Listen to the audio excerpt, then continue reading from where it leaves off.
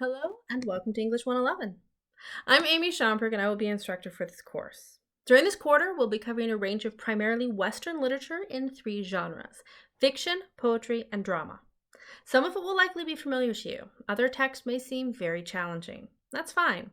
Our goal is to explore these texts together, so if you find yourself struggling with one of them, please feel free to reach out with any questions. The basic structure for the course will be this. Each week, I'll post a short video that covers the topics and assignments for that week. Make sure that you watch that because it will contain instructions on how to complete your graded assignments. Log in each Monday if at all possible. I'll outline everything that you need to do on the homepage. Read through your assignments fully and let me know if you have any questions as soon as you can. Even if you want to complete your assignments later in the week, I won't be available over the weekend, so you need to plan ahead.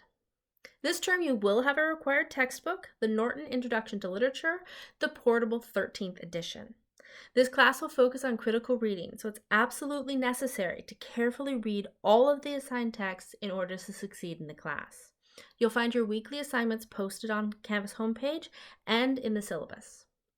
In addition to these weekly reading assignments, you'll be expected to complete a discussion board post based on those readings and a journal entry each week. The readings and discussion board posts need to be finished by the following week. The journal entries will be graded all together at the end of the course. You can either submit them one by one throughout the course, or you can turn them all in at once at the deadline.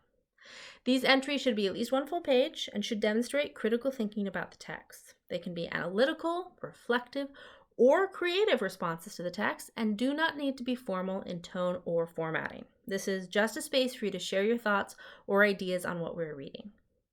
The bulk of your grade will come from 3 writing projects, the first of which will be posted in week 3. I'll give you full details and a lot of resources then, but if you haven't completed English 101 or you're just new to writing about literature, let me know. I'm happy to walk you through it. There will also be a final exam at the end of the course that will cover all of our readings, so make sure that you don't skip any.